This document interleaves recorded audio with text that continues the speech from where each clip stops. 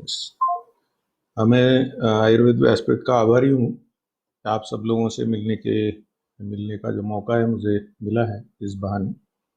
और ये कोरोना की जो महामारी है उसके कारण क्यों न हो, हम लोग अभी अपने अपने घर में बैठे हैं और फिर भी अपना अपने शास्त्रों से जो संबंध है वो कायम रखने की ये जो व्यवस्था, ये जो विधा आयुर्वेद व्यासपीठ ने शुरू की है, इसलिए मैं उनका अभिनंदन करता हूँ। और मुझे आपके संपर्क में लाने के लिए मैं उनका आभारी भी हूँ। आज का हमारा जो विषय है वो है गंधशास्त्र। गंधशास्त्र का अर्थ होता है Indian art and science of cosmetology and perfumery. अब मैं इसको एंशंट शब्द इस्तेमाल नहीं करता, क्योंकि जैसे अपन आयुर्वेद के लिए एंशंट शब्द इस्तेमाल करने का कोई कारण नहीं है, क्योंकि वो एंशंट है नहीं, अभी भी कॉन्टेम्पररी है, अभी भी वैद्य है, अभी भी चल रहा है। तो पुराने काल से आता आ रहा है, लेकिन वो पुराना नहीं है, वो नित्य नूतन है। वैसा ही ये गंध शास्त्र है। अभी आ, आप लोगों को ऐसा लगेगा कि ये जो गंध शास्त्र विषय, ये जो गंध शास्त्र शब्द है, ये मैंने कहाँ से लाया। मैं आपको बता दूं कि कई बार लोगों को ऐसा लगता है कि अलग अलग शास्त्रों को ले आते हैं, लेकिन ये जो शब्द है ये मुझे सर्वप्रथम चक्रपाणी की टीका में मिला। चरक का जो चिकित्सा स्थान है उसमें बला तेल के निर्मित की एक विधि है, और उस विधि में उन्होंने बला तेल को सुगंधी करने के लिए क्या करना चाहिए, इसके लिए चक्रपाणी दत्त ने एक 2 लाइन का एक श्लोक दिया है, और उसमें ये कहा है इति गंध शास्त्र। अब ये इति गंध शास्त्र बोलने के कारण, यानी लिखने के जब मैंने पढ़ा तब मेरे मन में आया कि इस प्रकार का कुछ शास्त्र होना चाहिए, और जिसके कारण इन्होंने ये संदर्भ दिया है, और वो आयुर्वेद का समकालीन भी होना चाहिए उस समय। इसलिए मैंने उसको ढूंढना शुरू किया, और ढूंढते ढूंढते मेरे ध्यान में आने लगा कि ये काफ़ी बड़ा शास्त्र है। इसका सबसे पहला संदर्भ जो है वो पी.के. गोड़े नाम के एक पिछले 20वीं सदी में एक इंडोलॉजिस्ट थे, यानी पुरातत्ववेत्ता थे। उनको एक रेड्डीज कलेक्शन में 2 ग्रंथ मिले थे इस विषय के, गंधसार और गंधवाद, और वो मिले थे भांडारकर इंस्टीट्यूट में, और उन्होंने उसका अध्ययन किया, और उसके आधार पर उन्होंने ये गंध शास्त्र के ऊपर बहुत सारे लेख उस जमाने के जो भी इंडोलॉजी के जर्नल्स थे उसमें लिखे, और वो मेरे पढ़ने में आए। अब वो पढ़ने के बाद मैं तो खुद कन्विंस हो गया कि भाई इस प्रकार का शास्त्र था, लेकिन सिर्फ 2 किताबों से पूरा शास्त्र खड़ा नहीं होता, और इसलिए इसके और क्या क्या संदर्भ मिलते हैं ये मैं देखने लगा। तो उसी के क्रॉस रेफरेंस के साथ मुझे ये देखने को मिला कि बृहत संहिता नाम का ग्रंथ है, आप लोगों ने उसका भी नाम सुना होगा। वराह मिहिर जो अपने प्रख्यात गणिती थे, खगोलविद थे अपने देश के, उन्होंने ये ग्रंथ लिखा है। उसमें एक चैप्टर है परफ्यूम्स के ऊपर, और वो चैप्टर की एक विशेषता है कि तो मैं बाद में भी आपको दिखाने वाला हूँ। उसकी विशेषता ऐसी है कि वो पूरे चैप्टर में परफ्यूम बनाने की कोई विधि नहीं दी है, उन्होंने उसके गणित दिए हैं। यानी इसमें ये मिलाओ, इसको इतना समय पे गर्म करो, इतने टेम्परेचर दो, ये ऐसा कुछ नहीं दिया है। उन्होंने 16 द्रव्य दिए हैं, और वो 16 द्रव्य के उसको परम्यूटेशंस बोलते हैं, मैट्रिक्स बोलते हैं उसको। ये 16 द्रव्य किस प्रमाण में एकत्रित करने के बाद में कितने परफ्यूम तैयार होंगे, इसका उन्होंने गणित दिया है। तो जब सम प्रमाण में लेते हैं तब 1820 प्रकार के परफ्यूम बनते हैं, ऐसा उन्होंने उस समय लिख के रखा था। अब आज भी दुनिया में, मैं पूरी दुनिया की बात करता हूँ, आज भी 1000 के ऊपर, यानी जितने भी प्रकार है परफ्यूम के, वो 1000 के ऊपर नहीं है। बाकी जब जो है सब जितने भी हैं आप देखते हैं, डिओडोरेंट्स ये वो सब, वो उसके अलग अलग क्या कहते हैं, उसके फ्रैक्शंस है, लेकिन जिसको परफ्यूम्स बोलते हैं उसकी जो संख्या है वो 1000 के ऊपर नहीं है। अब उस जमाने में उसने एक झटके में 1820 लिखा दिए, तो मेरे मन में शंका उत्पन्न हुई कि भाई इतने सच में हो सकते हैं क्या। नागपुर में जो VNIT है, Visvesvaraya regional national engineering institute, NIT है, तो उनके यहाँ पर जो केमिकल टेक्नोलॉजी का डिपार्टमेंट है, उसमें एक प्रोफेसर सचिन मांडवगणे करके मेरे मित्र हैं, उनसे मैंने बात की इस विषय में। और ये पुरानी बात है, यानी 1998 की होगी, 1998 2000 के आसपास। और उनको ये बोला है कि ये सच है कि नहीं, ये हम कैसे देख सकते हैं। इसमें के जो द्रव्य दिए गए हैं 16 वो मेरे परिचित हैं, मैं उनको बाजार से ला सकता हूँ, लेकिन ये सही में परफ्यूम बनते हैं कि नहीं, ये एक बार बना कर देखना चाहिए।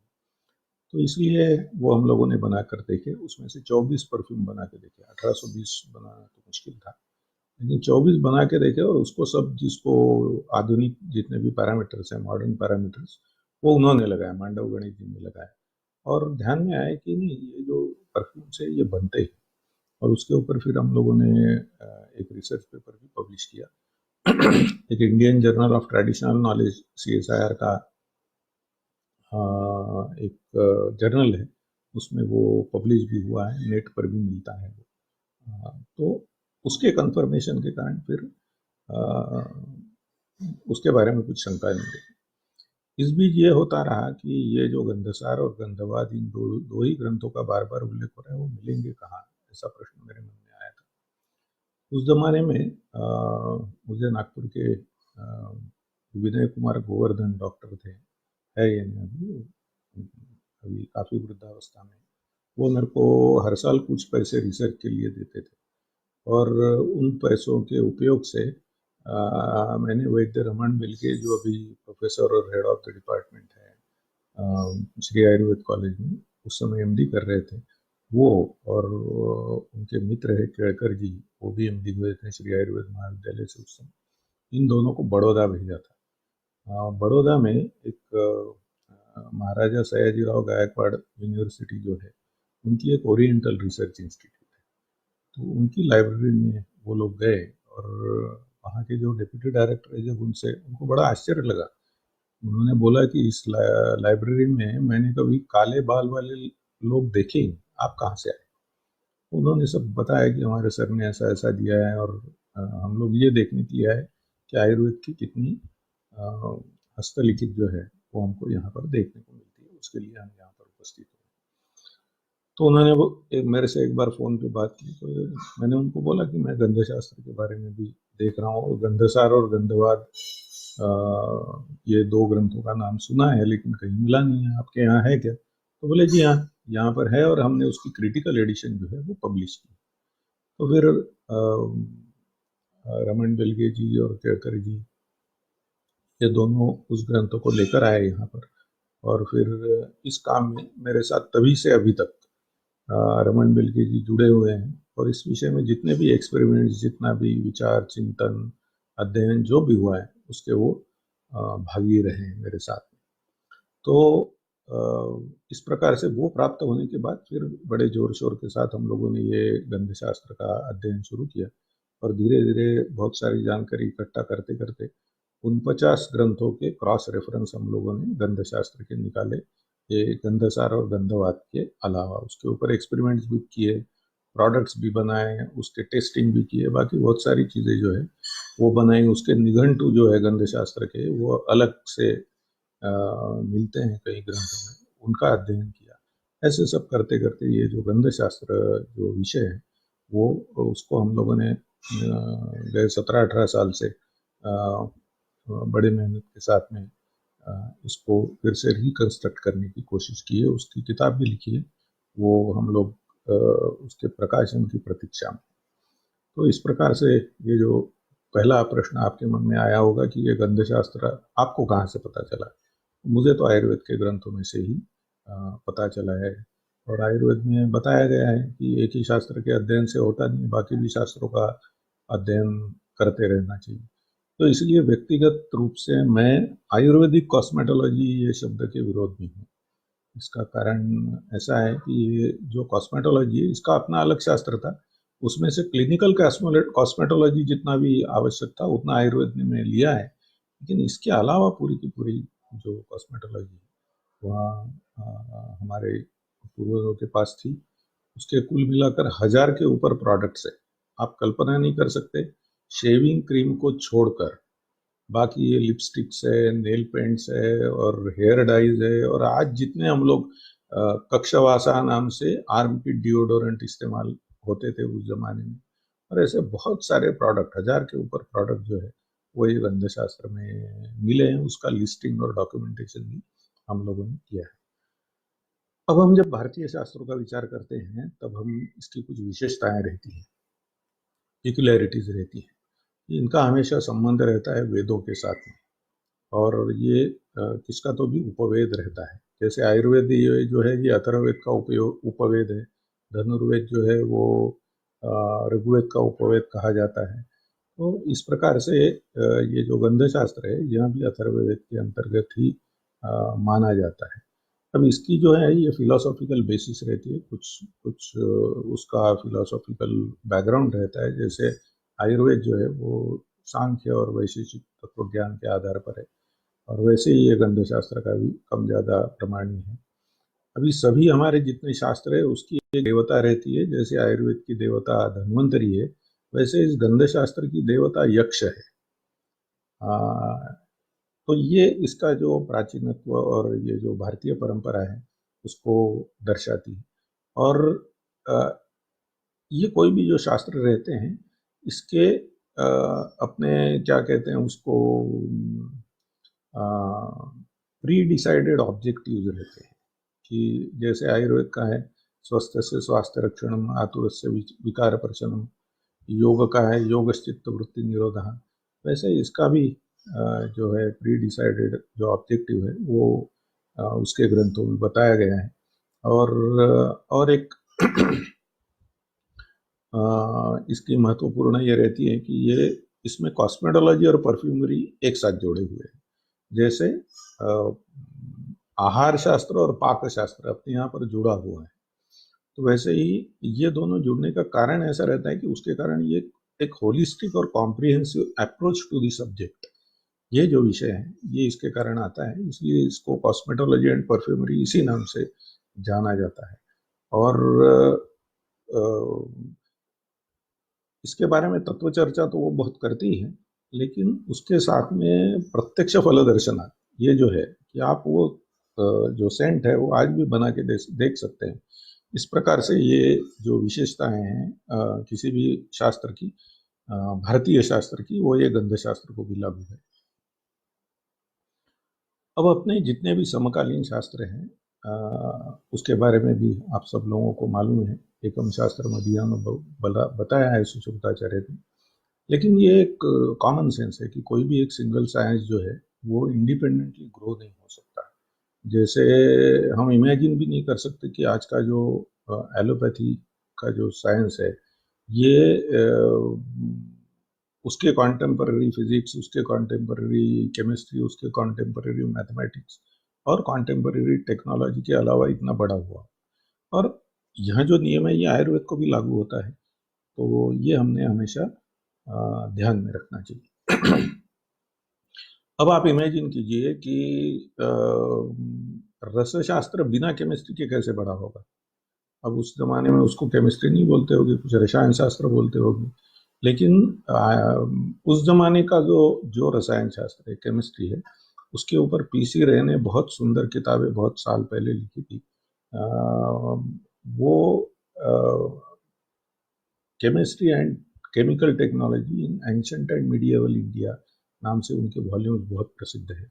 और मैंने उसको एक बार देखा था तो मुझे पता चला कि रसशास्त्र के ग्रंथों में के श्लोकों का केमिस्ट्री की दृष्टि से क्या अर्थ बनता है, क्या फॉर्मूला बनता है, वो उन्होंने उसमें लिख के रखा है। तो बिना केमिस्ट्री के तो रसशास्त्र हो नहीं सकता।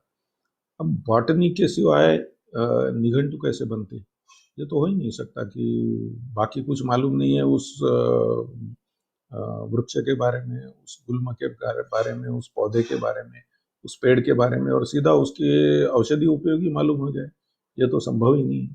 तो उस जमाने में भी बॉटनी का अध्ययन होता था। अभी यंत्र और शस्त्र जो सुश्रुत ने बताए हैं, या यंत्र अन्य भी, रसशास्त्र में भी कई यंत्र बताए हैं, बिना मेटलर्जी के और कंटेम्पररी टेक्नोलॉजी के कैसे संभव हो सकते थे। तो ये चीज़ें करीब करीब असंभव है। तो इसलिए आयुर्वेद ने ये जो आहार शास्त्र लाया, वो तो क्लिनिकल डायटेटिक्स है। अब लेकिन आहार और पाक शास्त्र के 2500 ग्रंथ, इसके अलावा आयुर्वेद के अलावा, आयुर्वेद की बात नहीं कर रहा हूँ, स्वतंत्र ग्रंथ आज भी अलग अलग जगह उपलब्ध है। एक श्रीकांत बहुलकर करके इंडोलॉजिस्ट है, उन्होंने उसकी बिब्लियोग्राफी बनाई और उसमें ये सब छोटे छोटे जितने भी आहार और पाकशास्त्र के ग्रंथ है उसकी लिस्ट दी गई है। संस्कृत के है, प्राकृत के है, पर्शियन भी है उसमें। और तो ये सब जो है, ये क्लिनिकल डायटेटिक्स अपने इसमें जो आया है वो दरअसल पाकशास्त्र से आया है। उसमें से जितना भी अपने काम का था उन्होंने रखा, लेकिन इसके अलावा बहुत सारा उधर अभी भी है। वैसे ही ये गंध शास्त्र है। तो आयुर्वेदिक कॉस्मेटोलॉजी शब्द का इस्तेमाल करने के बजाय हम लोगों ने cosmetology, Indian cosmetology and perfumery के लिए गंध शास्त्र का शब्द का इस्तेमाल करना चाहिए, ऐसा मुझे लगता है। अब ये गंध का महत्व क्या है? तो ये कलिका पुराण में एक बहुत अच्छा श्लोक आता है, गंधे न लभते कामान गंधो धर्म प्रदस्वदा अर्थानाम साधको गंधा गंधे मोक्ष प्रतिष्ठिता। तो गंध से हमको क्या क्या मिलता है? हमारी जो डिजायर्स है, हमारी जो इच्छा है, गंधे में लभते कामान, ये धर्मदायक भी है। इतना ही नहीं, तो ये गंधे मोक्ष प्रतिष्ठिता, मोक्ष प्राप्ति के लिए भी गंध का, इसलिए मैंने बोला भारतीय जितना भी चिंतन है उसकी जो विशेषता है वो मैंने पहले बताई। तो इसलिए ये जो गंध शास्त्र है इसका हमको अध्ययन जो है वो करना चाहिए और इसकी जानकारी भी रखना चाहिए। अभी ये मैंने पहले भी आपको बताया था कि चरक चिकित्सा स्थान अध्याय 28 में ये चूर्ण स्वरस पुष्पाणाम सिद्ध शीतेवतारिते दीयते गंधे वृद्धर्थम पत्रकल्पो मनीषी भी। अब ये जो इसकी जो कमेंट्री है उसमें ये गंध शास्त्र शब्द आया है, ये मैंने पहले भी आपको बताया था। अभी इस हर शास्त्र की एक टर्मिनोलॉजी भी रहती है, एक परिभाषा भी रहती है। आयुर्वेद में आप सब लोग जानते हैं कि आयुर्वेद में दोष जो कहते हैं वो त्रिदोष रहते हैं। धातु बोलते हैं तो सप्त धातु बोलते हैं। धातु बोलने से मेटल का काम हम लोग नहीं लेते, मेटल का नाम नहीं लेते, भले ही हम धातुओं के भस्म भी करते हैं, लेकिन जब सप्त धातु यह शब्द आता है तो ये स्पेसिफिक आयुर्वेद की टर्म है, जिसमें रस रक्त मांस मेद अस्थि मज्जा शुक्र इसका ही उल्लेख होता है। और जो लोग यानी मल, त्रिमल बोलने से भी क्या है इसका, ये आयुर्वेद वालों को समझना बहुत आसान होता है। वैसे ही टर्मिनोलॉजी है ये गंध शास्त्र के, उसको कुछ मैं उदाहरण आपको देता हूँ कैसे छोटी छोटी चीज़ों के लिए इस शास्त्र में शब्द का इस्तेमाल किया है। कि सैरंध्री ये शब्द ब्यूटिशियन के लिए है। जो औरत ये ब्यूटिशियन के रूप में काम करती थी उसको सैरंध्री बोलते थे। अब जो इसका ट्रेडर रहता था, व्यापारी रहता था, उसको गांधिक कहा जाता था। इसी पर से गांधी नाम आया है ऐसा कहा जाता है, लेकिन मुझे मालूम नहीं। इसका जो एक्सपर्ट रहता था उसको गंधविद कहते थे। गंध शास्त्र का जो जानकार है, ट्रेडर अलग है और जानकार अलग है, एक्सपर्ट अलग है, उसको गंधविद कहा जाता था। अभी ये personal decoration involving complex makeups, यानी जैसे आप लोगों ने कथकली वगैरह देखा होगा, या अभी के उदाहरण देना है तो शादी के समय वो दूल्हा दूल्हे को जो सजाया जाता है जिस प्रकार से, ये पर्सनल डेकोरेशन है। उसका नाम था रचना या परिस्पंद। परिस्पंद शब्द आयुर्वेद में भी है लेकिन उसका अलग अर्थ अलग है। यहाँ पर परिस्पंद का अर्थ होता था पर्सनल डेकोरेशन या उस व्यक्ति को तैयार करना। परिकर्म ये जो शब्द है, इसको ये ब्यूटिफिकेशन के पहले जो शरीर की स्वच्छता की जाती थी उसको क्लीन किया जाता था, उसके लिए नाम है परिकर्म। और मार्जन ये जो शब्द है ये भी आपको मालूम होगा, संस्कृत के जो जानकार है उनको मालूम होगा। ये मार्जन का गीले टॉवल से पोंछना है, यानी आप जिसको स्पंजिंग बोलते हैं आज, वो ये ब्यूटिफिकेशन के पहले, यानी जो ब्यूटिशियन ने उस पर कुछ करने के पहले जो गीले टॉवल से उसको पोंछा जाता था शरीर को, उसको मार्जन शब्द बताया गया है।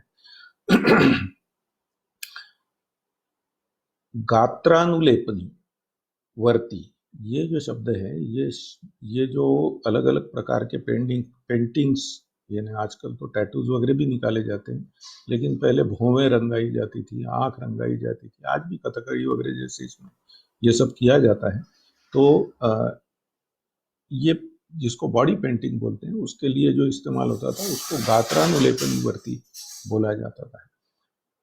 उपाधान इसको बोलते थे, जो जो तकिया लिया जाता था जिसके ऊपर आदमी लेटा हुआ या औरत लेटी हुई रहती थी और बाकी उसका मेकअप चलता था। आज भी हम लोग देखते हैं कि वैनिटी वैन्स जिन्होंने देखी है जिसमें मेकअप चलता है, उसमें ऐसी व्यवस्था होती है। तो उसके लिए शब्द है उपधान।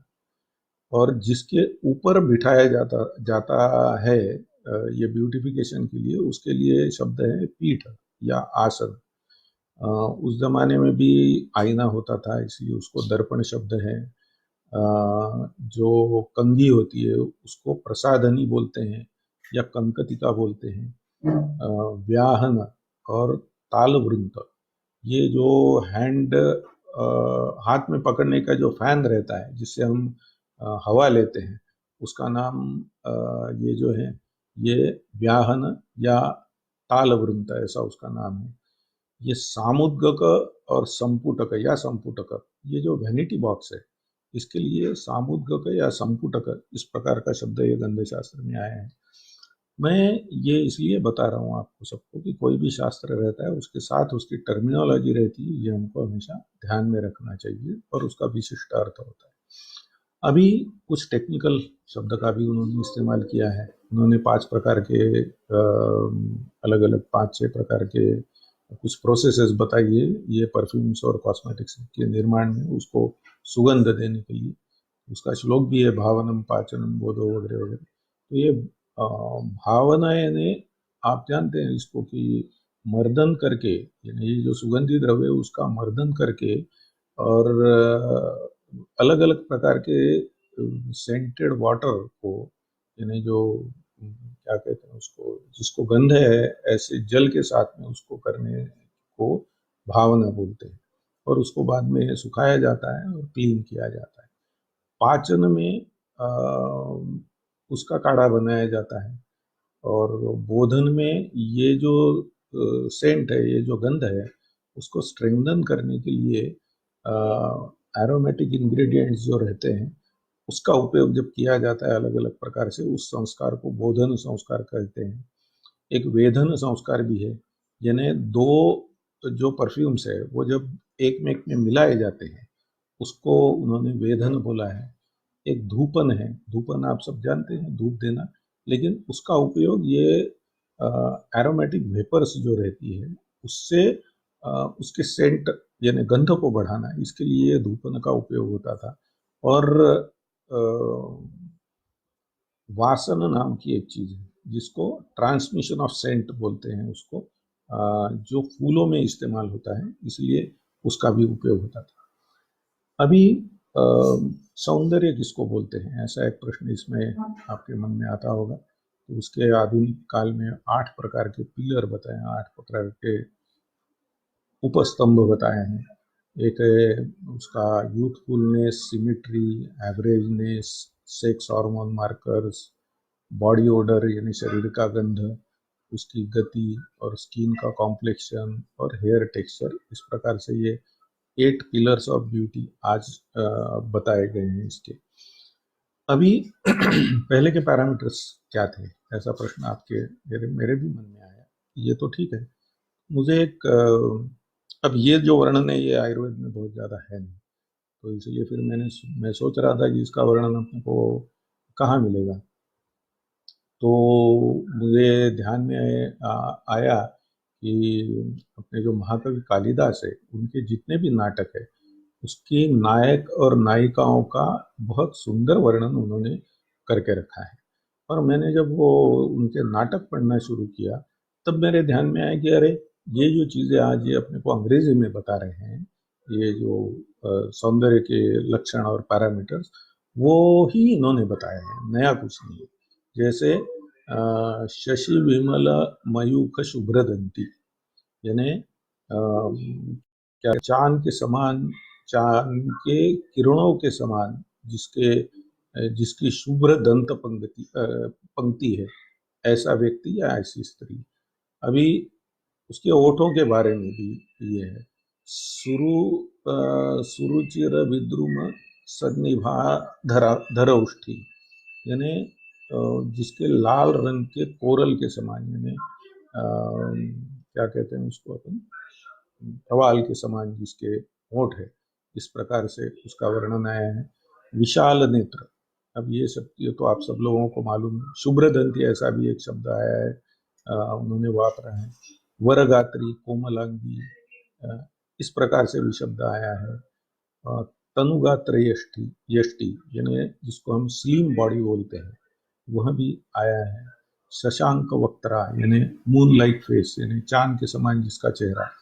आप सब लोग चांद यानी चांद के जैसा चेहरा, ये उपमा तो बहुत कॉमन है। अभी उसमें भी मेघावरोध परिमुक्त शशांक वक्त्रा, यानी जो चांद अभी क्या कहते हैं, बादलों से उभर कर आया है अभी अभी, ऐसा भी एक वर्णन हमको स्त्री सौंदर्य के बारे में ये कालिदास के नाटकों में मिलता है।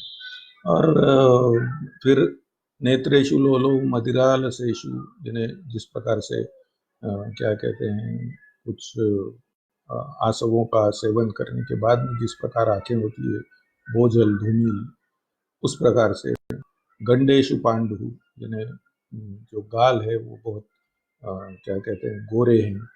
और मध्येशु निम्ना, यानी जिसको हम हिप वेस्ट रेशो बोलते हैं, उसकी बात ये करते हैं। जघनेशु पीनहा और गुरु नितंबहा, इस प्रकार के उन्नत स्तनहा, इस प्रकार के स्त्रियों के बहुत सारे लक्षण उन्होंने दिए हैं। लेकिन इतना ही नहीं, आप यदि रघुवंशम खोल के देखोगे तो उसमें रघुवंश के राजाओं का वर्णन है, और उस वर्णन में अपने को बहुत सुंदर वर्णन उसमें, जिसको हम आज के तारीख में मेल ब्यूटी कहते हैं, उसका मिलता है। जैसे ये जो रघु राजा था, ये रघु दिखने में कैसा था, इसका वर्णन है। तो उन्होंने बोला है कि जैसे साल वृक्ष रहता है उसके जैसा। अब साल वृक्ष की विशेषता ये है कि उसका जो ट्रंक रहता है, यानी वो सीधा लंबा रहता है, और आगे जाके उसको जो टहनियाँ उसको आती है, तो आप दूर से देखोगे तो वो त्रिकोणाकार दिखता है, आप यदि उसको देखोगे। अब ये त्रिकोणाकार शरीर, यानी ऊपर बड़ा और नीचे में संकरा होता हुआ, ये पुरुष के सौंदर्य का लक्षण है। और वो उस समय नहीं, आज भी वैसा ही है। आप जितने भी ये ही मैन और बैटमैन और ये मैन और वो मैन, उनका देखिए, आप वैसा ही रहता है कि ऊपर का हिस्सा चौड़ा और नीचे जो पांव की तरफ आएगी तो उसका एक त्रिकोणाकार बनता है। अब उसमें उसका वर्णन आया है अपने दिलीप राजा का, व्यूढ़ो रस को वृषस्कंधा, यानी ब्रॉड चेस्टेड। अब मजे की बात है, उसमें एक वर्णन ऐसा भी आया है कि कपाट वक्षस। अब कपाट वक्षस का मतलब होता है आज के तारीख में जिसको हम सिक्स पैक बोलते हैं, उस प्रकार से उसका वर्णन आया है। बृहद संहिता में भी कई जगह पर उन्होंने ये जो स्त्री और पुरुष के सौंदर्य का जो वर्णन है वो देखने को हमको मिलता है, और वो बहुत अच्छी तरह से उन्होंने उसका वर्णन किया है। अभी जब ये शास्त्र बनता है कोई भी, तो अपने को ध्यान में रखना चाहिए कि उसके लिए बहुत सारी जो चीज़ें हैं वो एक सीक्वेंस में रहना, उसको शास्त्र के रूप में दिखाने के लिए बहुत आवश्यक रहती है। और इसलिए उन्होंने ये जितने भी क्या कहते हैं उसको, कॉस्मेटिक्स और परफ्यूम्स में जितने भी द्रव्य वापरे उसके उन्होंने 8 भाग में उसका विभाजन किया है। और ये जो सब विभाजन है वो सर्वसाधारण रूप से आपको उसके निघंटुओं में मिलता है। जैसे पत्र है और फूल है और फल है और क्या कहते हैं उसको, मूल है और उसका गोंद जो निकलता है वो है, और कई ऑर्गेनिक प्रोडक्ट्स है। इसका बहुत अच्छे से डिस्क्रिप्शन वो गंध शास्त्र के निघंटुओं में आपको मिलता है। अब ये जो निघंटु है ये बृहत संहिता में तो है ही गंध शास्त्र का निघंटु। हर मेखला का नाम आपने सुना होगा, उसमें भी ये निघंटु है। और गंधसार जो ग्रंथ में बार बार बता रहा हूँ उसमें भी गंध शास्त्र का स्वतंत्र रूप से एक निघंटु आपको देखने को मिलता है। अभी ये जो परफ्यूम्स रहते हैं वो उसमें उन्होंने शत्रु मित्र भाव बताया है, और वो किस प्रकार से एक में के शत्रु और होते हैं इसका गंधसार में वर्णन किया है। ये मैं शास्त्र कैसे बनता है उसके बारे में मैं आपको जानकारी देता हूँ। तो उन्होंने जिसको हम कहते हैं कि जिसको हम एनिमी परफ्यूम्स कहेंगे, तो ये कौन किसका विरोधक रहता है, यानी किसमें भी कौन सा भी सुगंधी पदार्थ मिला के बहुत अच्छा सुगंध नहीं बनता। जैसे हम सब जानते हैं कि जितने भी वातशामक पदार्थ है वो सब एकत्रित करने से बहुत अच्छी चीज कुछ बनती नहीं है। जैसे दशमूल भी बहुत अच्छा वातशामक है और गुगुल भी बहुत अच्छा वातशामक है, लेकिन दशमूल गुगुल नाम की कोई चीज गए 2000 साल में 3000 साल में आपको देखने को नहीं मिलती। वैसे ही वही नियम जो है वो यहाँ पर भी लगता है। और उसका बहुत सुंदर वर्णन जो है ये गंधसार में आया है। और वो कहता है कि शत्रुदासीन मित्राणि शास्त्रयो युक्तितस्तथा अज्ञात्वा गंध युक्तिम यहाँ कुरुते न सुगंधवी। अब उसके उदाहरण दिए हैं उन्होंने कि कैसे कैसे हैं कि चंद्रजल, चंद्रमद, रवि मृगजल, देवदारू और करंज, कुष्ठ, बोल, लवंग, लवण, आम्र, नागवल्ली, कोश और लता मानसी, ये इनको जब कोई रोग हो जाता है, देखिए उनका वर्णन, उस समय उनको वो बाकी सब सेंट के शत्रु हो जाते हैं। देखिए नियम कैसा बनाया उन्होंने, जब अच्छे रहते तब नहीं बताया, जब इसमें कोई कीड़ा पड़ जाए या जब पुराने हो जाए, यानी वो अध्ययन कर रहे हैं उस द्रव्य का, उस वानस्पतिक द्रव्य का, और वो बताते हैं कि इसमें कीड़ भी लग जाए, कीड़ा भी लग जाए तो भी ये शत्रु हो जाते हैं। तो ये बहुत अच्छी जानकारी है। वैसा ही उन्होंने बताया कि मलय है, अगरू है, शूक है, वालुक है, बदर है, करंज है, ये जो है, और गोधूम है, विभीतक है, जाति फल है,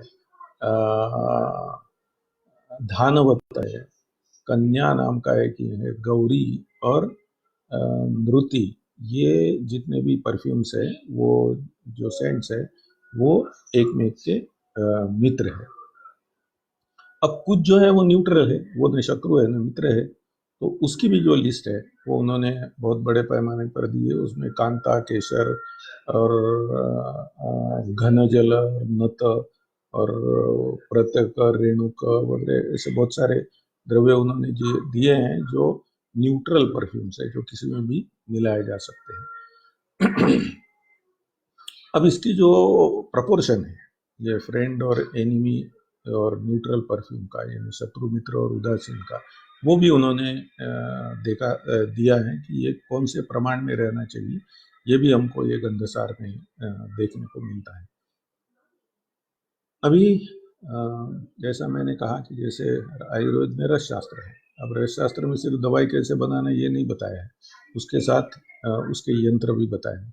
उस प्रकार ये गंध शास्त्र में भी गंधसार ग्रंथ में इसके लिए जो यंत्र, ये परफ्यूम बनाने के लिए जो यंत्र बताए हैं उसकी भी एक लिस्ट और उसके चित्र वगैरह भी वो किताब में उन्होंने दिए। चित्र तो अभी के आधुनिक, लेकिन ये जो नाम है वो हमारे से काफी परिचित है। जैसे उसमें दोला यंत्र है, पाताल यंत्र है, नलिका यंत्र है, और खलवा यंत्र तो हम सब लोग जानते हैं, संपुट यंत्र है, भूधर यंत्र है, धूप यंत्र है, उलूखल यंत्र है, स्वेदन यंत्र है, और खरपर पाक यंत्र है, हंस पाक यंत्र है, घट यंत्र है। इस प्रकार से कई यंत्रों का उन्होंने इसमें उल्लेख किया है, और ये जो क्रिटिकल एडिशन है उसमें उसके चित्र भी दिए गए हैं। अभी उसमें और एक विशेषता मेरे को दिखी गंधसार में कि अब जैसा हम बोलते हैं कि इसका आयुर्वेद से क्या संबंध है, तो वो गंधसार में एक बहुत सुंदर इंस्ट्रक्शन इस विषय में आई है, जिसको आज की भाषा में हम पर्सनलाइज्ड परफ्यूम बोल सकते हैं। वो ग्रंथकार कहता है कि ये रसवीर्य विपाक जो शास्त्रों में बताए गए हैं उनका उपयोग करते हुए और प्राणिनाम प्रकृति ज्ञात्मा, यानी प्राणियों की, यानी मनुष्य प्राणी की प्रकृति का ज्ञान करके ये गंधविद व्यक्ति ने, गंधों को जानने वाले व्यक्ति ने ये रसवीर्य विपाक आदि जो बताए गए हैं उसके आधार पर उस व्यक्ति के लिए, और उसी के साथ में उसकी प्रकृति कौन सी है, ये आयुर्वेद की बात चल रही है, उसकी प्रकृति से ये जानकर उसका जो परफ्यूम है, उसका जो गंध है वो निश्चित करना चाहिए, ऐसा गंधसार कहता है। आयुर्वेद ने नहीं कहा। आयुर्वेद तो प्रकृति की और प्रकृति के अनुसार क्या कहते हैं, दवाई की बात करता है। ये तो प्रकृति के अनुसार परफ्यूम की भी बात करता है। तो ये जो एक होलिस्टिक अप्रोच हमको दिखता है, जिसका मैंने शुरू में उल्लेख किया था, वो हमने कभी भूलना नहीं चाहिए। अब उसमें और एक है, अब प्रकृति के अनुसार देना है ये बराबर है, अब लेकिन और एक इंस्ट्रक्शन है, उसको उन्होंने बोला है कि विरुद्ध परफ्यूम। तो वो बोलते हैं कि आदमी जब परफ्यूम्स अलग अलग प्रकार के हम लोग वापरते हैं, वो एक में के विरुद्ध न हो, इस प्रकार की एक सूचना उसमें है। विरुद्धा नपि चात्यर्थम शयनासन वस्त्रगान गंधान केशान दिगांश्चापि नात्यर्थ योजयेत बुधा। यानी ये जो परफ्यूम्स है ये एक में के विरोध में न हो, जब आप उसको अपने शरीर पर भी वापर रहे, अपने बेड पर भी वापर रहे, अपने कपड़ों पर भी वापर रहे, तो ये सब एक में के विरोध में नहीं होना चाहिए। ये एक बहुत सुंदर इंस्ट्रक्शन जो है, जो परफ्यूमरी का ज्ञान रखते हैं उनको ध्यान में आया। हम लोग भी कई बार एयर फ्रेशनर्स इस्तेमाल करते हैं, कई बार अपने पिलो कवर्स को अलग प्रकार का सेंट लगाते हैं, अपने बॉडी डिओडोरेंट्स अलग रहते हैं, कपड़ों पर क्लोथ वाले अलग रहते हैं, लेकिन ये सब एक में के विरोध में न हो, ये हम नहीं देखते क्योंकि इसकी हमको जानकारी नहीं रहती। ये जानकारी इनको थी और इसके आधार पर इन्होंने ये इंस्ट्रक्शन दे के रखा है कि जो बुद्धिमान व्यक्ति है उसने कभी भी, जैसे हेयर ऑयल रहता है कि बालों को लगाने का तेल, वो भी सुगंधित रहता है, तो बालों को लगाने का तेल और आपके कपड़ों पर इस्तेमाल किया गया गंध, ये एक में के विरोध में न हो। ये दोनों और आपके बेड पर जो गंध लगा हुआ है वो एक में के विरोध में न हो, इसका पूरा जो ख्याल है वो आपको रखना चाहिए, ऐसा ये गंधसार में कहा गया है। अब एक बहुत जबरदस्त फंडा जो आज का विज्ञान अभी सोचने के स्थिति में है, इसलिए उसके कुछ रेफरेंस मुझे मिले हैं कि जिसको हम अब डिओडोरेंट बोले या सेंट बोले, तो ये बाहर से लगाने के लिए हमारे दिमाग में फिट है, लेकिन इन्होंने कई प्रकार के ऐसे फॉर्मुलेशन दिए हैं, कषाय दिए हैं, जिसको पीने से आपका शरीर जो है वो सुगंधित होता है। उसको आप बोल सकते हैं इंटरनल डिओडोरेंट या आभ्यंतर गंध द्रव्य। और सारंगधर पद्धति में इसका श्लोक दिया है, चंदनई लागलो शिर तगरेर वासते जले, पानी बनाने के लिए वो पीते संजायते नित्यम गंधो वपुषि भोगिनाम। सारंगधर पद्धति का श्लोक है कि ये पानी पीते रहिए, कुछ दिन के बाद आपका जो शरीर है वो बहुत सुगंधी हो जाएगा। तो ये इंटरनल डिओडोरेंट या इंटरनल परफ्यूम की जो कंसेप्ट है, ये मेरी दृष्टि से इसकी विशेषता है। इसके कई उदाहरण अपने को मिलते हैं। अभी हमारे इमोशंस और हमारे परफ्यूम्स, इसका क्या संबंध है, इसके बारे में भी कई बार चर्चा होती है। जो इसके गंधविद आज के आधुनिक है वो इसका जरूर विचार करते हैं, और इसका उपयोग मुख्य रूप से वृक्ष के रूप में ज़्यादा होता है। लेकिन मैं आपको बताऊं कि मैं जब रामायण पढ़ रहा था तब मेरे मन में शंका आई कि वो जो कैकेयी थी वो क्रोधागार में गई। इतने बड़े महल में आज भी बड़े बड़े लोगों के महल रहते, कहीं किसी महल में क्रोधागार का कोई नहीं। किसी के घर में क्रोधागार करेंगे क्या? वो गुस्सा आया तो इतने बड़े रूम्स रहते हैं, किसी भी अपने रूम में जाके बैठे और गुस्सा करे। लेकिन वहां पे अपने बेडरूम से, अपने बाकी लिविंग रूम से, वो क्या कहीं अभी भी आज हमको गुस्सा आता है तो किसी भी रूम में जाके एक कोने में बैठ जाते हैं हम लोग, लेकिन उसके लिए क्रोधागार क्यों? तो क्रोधागार इसलिए हुआ करता था कि ये जो गंध द्रव्य है उसमें कोपच्छद धूप रहते थे, यानी कोप का शमन करने वाले धूप लगाए जाते थे। और इसलिए ये अलग अलग इमोशंस के लिए मैं कोपच्छद का इसलिए दिया, कई कई का उदाहरण है इसलिए मैं वो क्रोधागार का वर्णन कर रहा हूँ। तो ये कोपच्छद धूप जो है इसका वर्णन भी बृहद संहिता में आया है। और वो राजाओं के लिए वो ऐसा उन्होंने इसमें कहा है। तो अब बाकी तो आप सब जानते हैं कि वृक्ष वगैरह जो है उसके लिए क्या बोलते हैं उसके लिए तो बहुत सारे फॉर्मुलेशंस इसमें भी दिए हैं। अभी इतने ज़्यादा प्रमाण में जब गंध की निर्मित होती थी, और गंध के अलग अलग मैंने बताया 1000 के ऊपर फॉर्मुलेशन उस जमाने में रहते थे, तो कुछ जो चीज़ें थी वो आर्टिफिशियली बनाई जाती थी, कृत्रिम बनाई जाती थी, उसका भी वर्णन इस ग्रंथ में है। इसका तो वर्णन रसरत्नाकर में भी आपको मिलता है कि उन्होंने ये जो चंदन की लकड़ी है उसको आर्टिफिशियली कैसे बनाया गया, इसका श्लोक आपको मिल जाएगा 9वें अध्याय में, 91वां श्लोक है, आप देख लीजिए उसको। और वैसा ही उसी प्रकार का जो एक टेक्निक है प्रिपरेशन ऑफ सैंडल, वो गंधसार में दिया है, और उसके लिए मूल पाक का इस्तेमाल करना चाहिए ऐसा उन्होंने दिया है। तो आर्टिफिशियली भी कई चीज़ें जो है वो बनाई जाती थी, जैसे कस्तूरी है, बहुत रेयर ड्रग है, मिलता नहीं है। तो कस्तूरी को आर्टिफिशियली या कस्तूरी वाले गंध को आर्टिफिशियली कैसे तैयार किया जाए, इसके बारे में भी इन ग्रंथों में बहुत अच्छा वर्णन है। और कर्पूर जो है वो पुराने ज़माने में इंपोर्ट होता था, आप जानते हैं। तो और जो मिलना भी जंगलों से लाया जाता था। तो ये कर्पूर भी आज तो सभी जो है आर्टिफिशियल है, लेकिन उस ज़माने में जो कर्पूर इस्तेमाल होता था गंध द्रव्यों में, वो भी आर्टिफिशियली बनाया जाता था।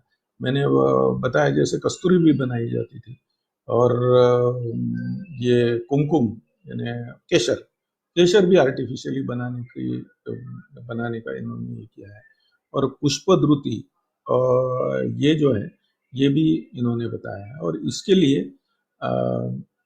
आसव कल्पना का इस्तेमाल जो है वो कैसे करना चाहिए, इसके बारे में आपको रसरत्नाकर में भी इसका रेफरेंस मिलेगा। उसको बोला है आसव परिकर्म। तो इस प्रकार से अलग अलग आर्टिफिशियल सेंट्स बनाने की भी उस समय आर्टिफिशियल इंग्रेडिएंट्स, बेसिक इंग्रेडिएंट्स बनाने की भी पद्धति उस जमाने में इस शास्त्र में थी। अब जैसा कि मैंने बताया कि ये इसमें गणित है, जैसे वराहमिहिर ने सिर्फ गणित दिया है, बाकी कोई किस इसमें ये मिलाओ उसमें भी मिलाओ गर्म करो वगैरह कुछ नहीं दिया, उसने सिर्फ मैट्रिक्स दी है। तो ये जो गणित है वो भी उसको सॉल्व करने की भी मैंने कोशिश की। और मेरे से ज्येष्ठ मित्र है श्री राम जी चौथाई वाले मैथमेटिशियन हैं, उनकी मदद से इसके जो गणित है वो हमने सॉल्व किए, और उसका अभी एक रिसर्च पेपर छपने के लिए जाने की तैयारी में है, क्योंकि वो बहुत कॉम्प्लेक्स थे और वो छुड़ाने में बहुत समय लगता था। तो कंप्यूटर के पाइथन नाम का एक उसमें लैंग्वेज रहती है, उसके आधार पर और किसी व्यक्ति की मदद लेके इसको हम लोगों ने उसके डी कोड किए हैं, और उसके जो आंकड़े हैं वो वेरीफाई किए हैं। और बीच वाले, क्योंकि उन्होंने बीच वाले जो आंकड़े हैं वो छोड़ दिए थे, क्योंकि वो कैलकुलेट करने के लिए वो बहुत तकलीफदायक थे। तो वराहमिहिर में जितने भी श्लोक आए हैं जो वो मैथमेटिकली अपने डिकोड करके देख लिए हैं, और वो सब सही है, ये हम लोगों ने देख लिए। अब सही है ये हम देखने की अपनी औकात भी नहीं है, लेकिन फिर भी उसी को आजकल रिसर्च कहते हैं, इसलिए वो करके देखा है। अब ये जो गणित है, ये आज की तारीख में जिसको परम्यूटेशन बोलते हैं, उसी के आधार पर मैंने पहले ही बताया आपको ये छुड़ाया जा सकता है और बहुत आसान तरीका है उसका। अब ये जो मैंने पहले बताया कि बड़ा अमीर के इसमें है, लेकिन यही पद्धति जो है वो मैट्रिक्स की रखने की, वहाँ गंधसार में भी मुझे देखने को मिली है। और इसमें तो 1820 की और कुछ 96 वेरिएशन उसके, और 1,74,720 प्रकार के परफ्यूम्स वगैरह इस प्रकार से भरा है में। लेकिन गंधसार में 7x7 के मैट्रिक्स है, जिसका जिसका आंकड़ा जो होता है वो 8,59,00,000 और ऐसा बहुत बड़ा कुछ तो भी आंकड़ा है। अब इतने तो एक्सपेरिमेंट कोई करेगा ही नहीं, यानी कर भी नहीं सकता, लेकिन इनका गणित और गंधशास्त्र इन दोनों का इतना तगड़ा अध्ययन था कि आज भी आप हम करके देखिए इसको, तो आपके ध्यान में आएगा कि उसमें से एक भी फार्मूले फेल्यूर नहीं जाता है। मैंने तो 24 बना के देखे, इसलिए मैं बता रहा हूँ। तो इतने बड़े बड़े आंकड़ों के साथ ये लोग खेलते थे, और ये गणित का उपयोग जिस प्रकार से ये गंधशास्त्र में किया गया है वो सच में बहुत सुंदर, और एक अपने शास्त्रों की जो क्या कहते हैं हाइट है, उसकी ऊंचाई है, उसको समझने के लिए उपयोग में आपको आ सकता है। अब ये मैं गंधसार की जो बात कर रहा था, उसमें उन्होंने जिसको फ्रेशनर्स बोलते हैं या माउथ डीओडोरेंट्स है, उसकी संख्या उसमें बताई गई है 53,130, और उसके 5x5 का मैट्रिक्स है, 25 इंग्रेडिएंट्स है उसमें, 25 द्रव्य है, उसके आधार पर बताया गया है। अभी उद्वर्तन है, यानी उपटन है, वो भी 5x5 का मैट्रिक्स है। इसका मतलब उद्वर्तनों की यानी उपटनों की संख्या भी उसमें बताई गई। आप अलग अलग लिखोगे तो 53,130 है। अब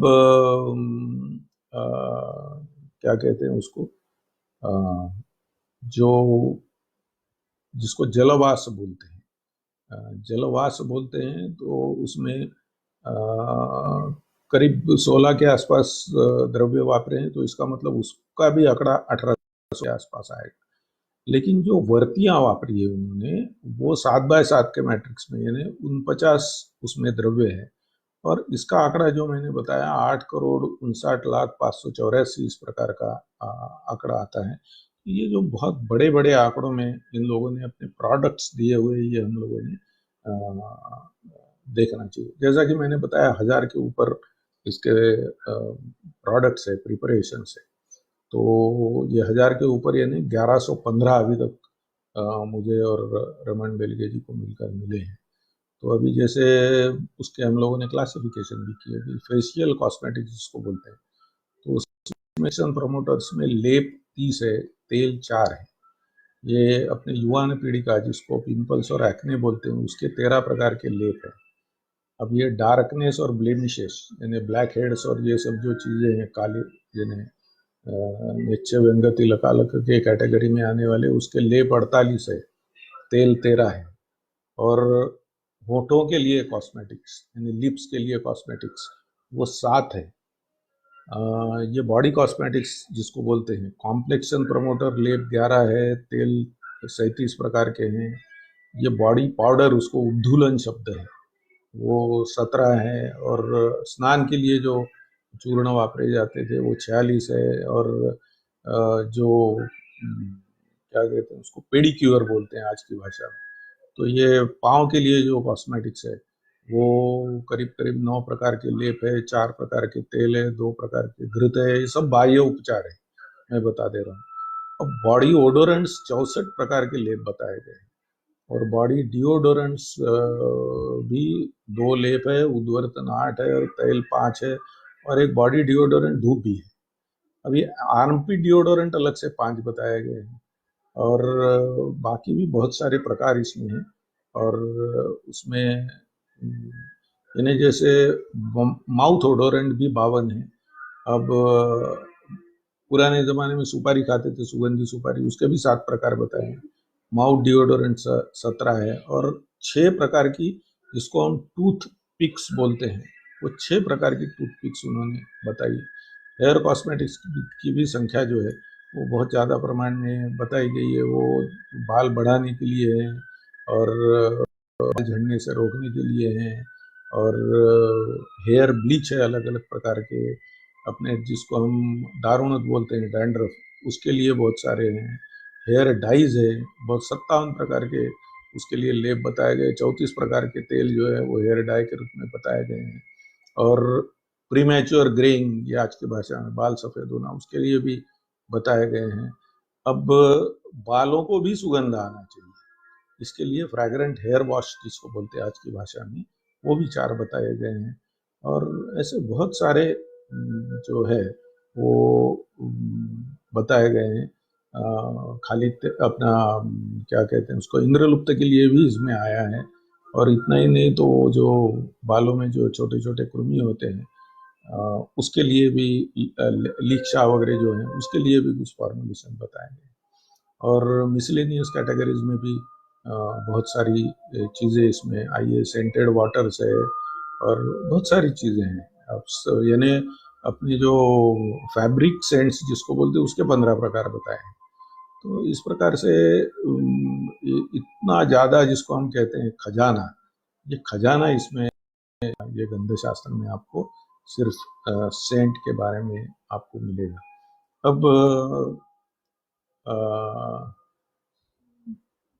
यानी फूलों के लिए अलग अलग गंध है, ये इसके लिए भी उन्होंने कुछ बताए हैं। ब्लेंड्स बताए हैं, रूम फ्रेशनर 3 बताए हैं, और अलग अलग प्रकार के हार पहनते थे उसको कैसे करना वो बताएंगे आप। और जिसको जो बालों की जो रचना रहती है उसके कई प्रकार, ये सब ये गंध शास्त्र में बताए गए हैं।